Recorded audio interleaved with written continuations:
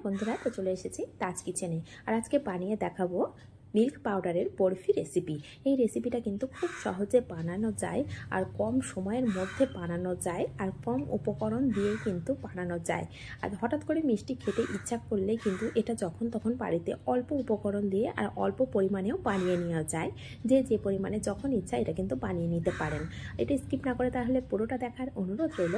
আর যারা আমার চ্যানেলে নতুন বন্ধু তাদের কাছে অনুরোধ রইল, প্লিজ চ্যানেলটিকে সাবস্ক্রাইব করে পাশে থাকা বেল আইকনটি প্রেস করে রাখবেন, যাতে করে আমার নিত্য নতুন রেসিপিগুলো সবার আগে আপনাদের কাছে পৌঁছে যায়। তাহলে দেখুন কতটা সহজে আর কম সময়ের মধ্যে এটা বানানো যায়। এটা কিন্তু দেখা মাত্র যে কেউ বানিয়ে নিতে পারবেন। তো এটা বানানোর জন্য প্রথমে আমি 1/4 কাপ ঘি ব্যবহার করেছি। তো ঘিটা মেল্ট হয়ে যাওয়া পর্যন্ত একটু অপেক্ষা করব। এই পর্যায়ে ফ্লেমটা কিন্তু আমি একদম লো টু মিডিয়ামে রেখেছি। আর এর মধ্যে দিয়ে দিলাম 3/4 কাপ লিকুইড মিল্ক। এটা জাল করে নেওয়া ছিল আগে থেকেই। এর মধ্যে দিয়ে দেব 1/2 কাপ চিনি। চিনির পরিমাণটা কিন্তু যে যেমন মিষ্টি পছন্দ করেন সেই পরিমাণে কিন্তু দিয়ে নেবেন। এখানে আমি 1/2 কাপ চিনি ব্যবহার করেছি। আর এর মধ্যে দিয়ে দিলাম সামান্য একটু এলাচ গুঁড়ো।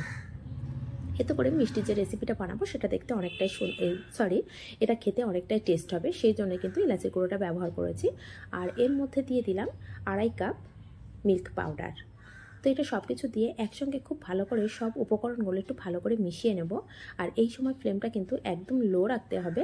চাইলে আপনারা ফ্লেমটা অফ করে দুধটাকে ভালো করে মিশিয়ে নিতে পারেন, না তো এর মধ্যে অনেক কিন্তু দলা পাকিয়ে যাওয়ার সম্ভাবনা আছে। সেই জন্য গ্যাসের ফ্লেমটা একদমই অফ করে ভালো করে মিশিয়ে নিয়ে তারপরে আবারও গ্যাসের ফ্লেমটাকে অন করে পুরোটা এইভাবে মিশ্রণটাকে রেডি করে নিতে পারেন। তো এইভাবে দেখুন আমি কিন্তু ফ্লেমটা একদম লো করে রেখেই সব উপকরণগুলো দিয়ে দিয়েছি, দিয়ে একসঙ্গে একভাবে নাড়াচাড়া করছি। আর এই সময় কিন্তু হাত একদমই রাখা যাবে না, একভাবে কিন্তু এইভাবে নাড়াচাড়া করে যেতে হবে। এইভাবে নাড়াচাড়া করতে করতে কিন্তু একদমই শুকনো হয়ে যাবে। তো দেখুন নাড়াচাড়া করতে করতে কিন্তু অনেকটাই শুকনো হয়ে গেছে।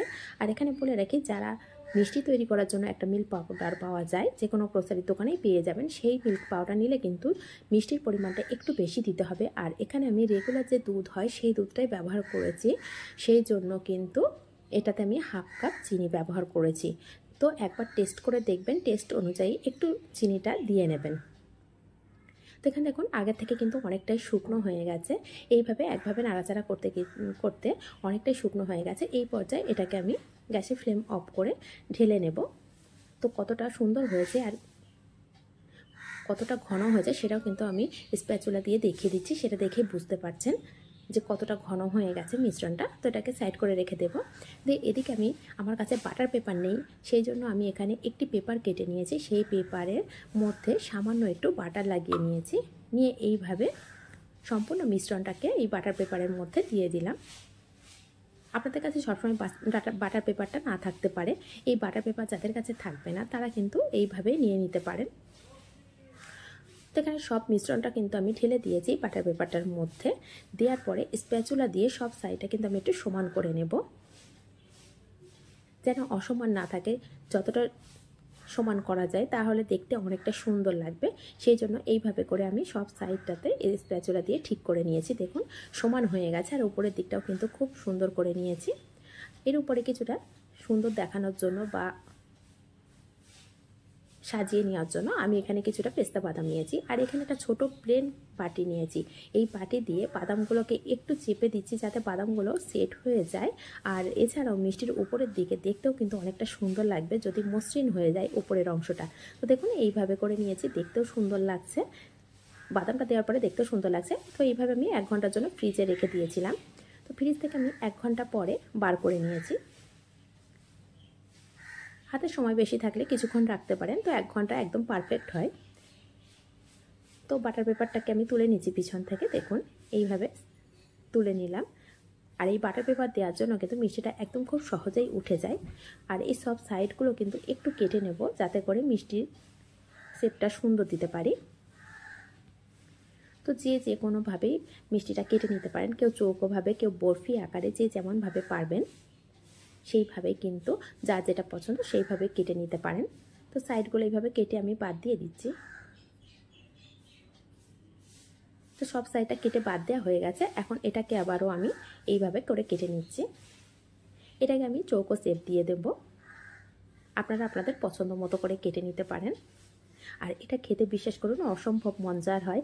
একবার হলো বাড়িতে এইভাবে বানিয়ে দেখতে পারবেন, আর দেখেই বুঝতে পারছেন যে কতটা সহজে আর কতটা কম উপকরণে বানানো যায়।